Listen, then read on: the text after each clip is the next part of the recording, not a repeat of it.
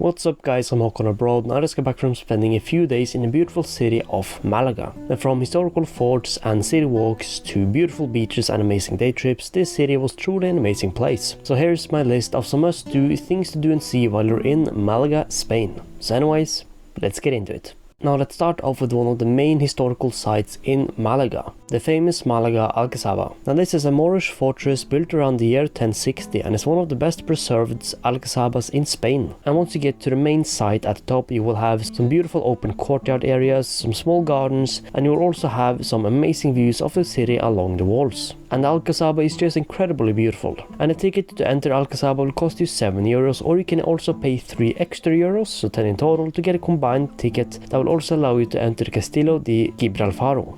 And one other thing you can check out either right before entering the Alcazaba or right after is also the Roman Theatre. Now right at the bottom of the Alcazaba and right in front of the entrance you have the Roman Theatre, which dates all the way back to the 1st century BC. And it is nice and easy to see both in one stop since they're basically right next to each other and you won't really need that much timers, but it's still pretty cool to check out. Now once you're done at the Alcazaba, you can go for about a 15-minute walk towards the Castillo de Gibralfaro. Now this is the castle or fortress that sits above the Alcazaba and it gives you some of the best views in Malaga that you could ask for. And the views from up here is just incredible and they're even better than the views from the Alcazaba. Now I would recommend that you just walk around the top of this fortress walls and just enjoy the views of the city. Because the views of the port, city and coastline is just so incredible. And there's also a cool small museum in the middle right here which you can also check out as well. And there is a few things to do here. Now you have probably been walking around quite a bit so far, so if you are feeling hungry, then there is also a small bar restaurant that you can stop at and grab something to eat and drink at. Now just a short 5-minute walk from the entrance of the Alcazaba, we have the famous Málaga Cathedral.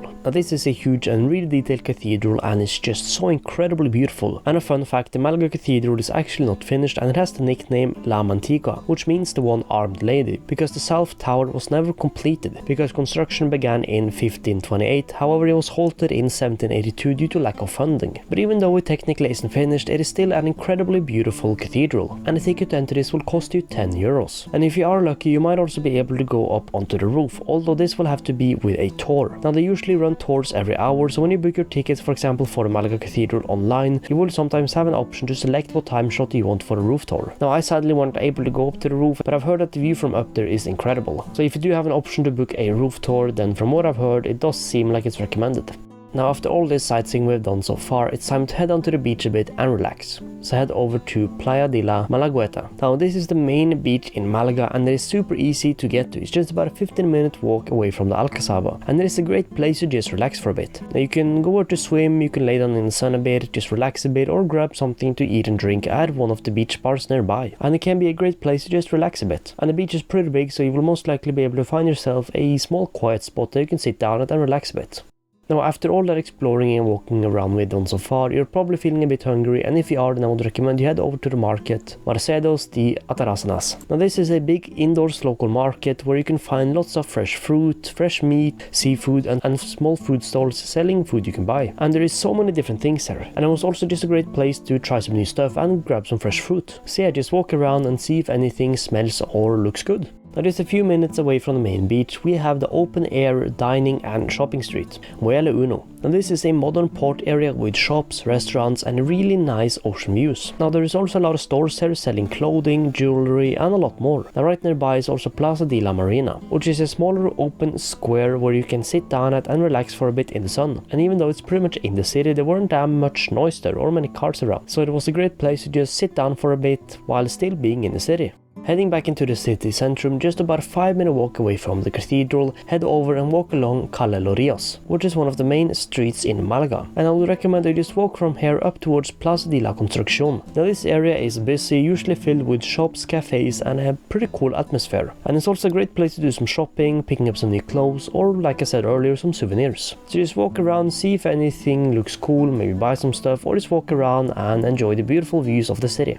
Now next on the list we got something smaller and something a bit different than most of the other things I mentioned so far, and a perfect spot for those who love cats. So if you want a quick break from the general historical stuff and walking around we've done so far, head over to the Pause for a Moment Cat Café. Now this is such an amazing small cat cafe, and I got around 21 cats if I remember correctly, and they are so great. There's so many different types of cats, and it's just such a great place to just chill for a moment, and generally just to have a quick break from the typical tourist stuff. And even though it was an incredible place to visit, there weren't that many people there, so it was quite quiet and just a very chill spot to check out. And the cats there are so friendly and just so incredibly cute. And the person who worked there while I met there was also just incredible. It seemed like they took really good care of their cats too, which is of course very important.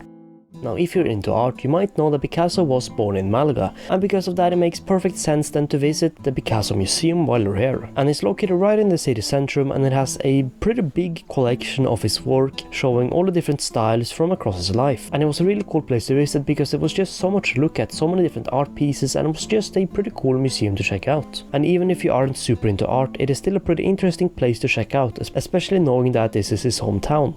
But anyways, finally on the list we have to mention taking some day trips. Now Malaga is a pretty nicely located city, as there are lots of beautiful things to do all around it. So if you're looking for a quick break from maybe Malaga and you want to check out some cool places nearby, then I have a few recommendations. Now some great options are for example to visit Nerja, and this is a small beach city famous for its beautiful and massive caves. Or you can for example visit the small city of Ronda, which is a city built upon massive cliffs with a 100-meter deep gorge splitting the city in two, and this city is famous for this old bridge. Now there are many day trips you can take from Malaga for example, but these two cities were some of my favorite smaller places in southern Spain. But anyways guys, that is it for my list of some must-do things to do and see while you're in Malaga, Spain. Now from historical forts and city walks to beautiful beaches and some pretty cool day trips, this city has a really nice mix of everything. Now let me know your favorite spots in Malaga down in the comments, and anyways, thank you all so much for watching, and I'll see you all in the next one. Peace out.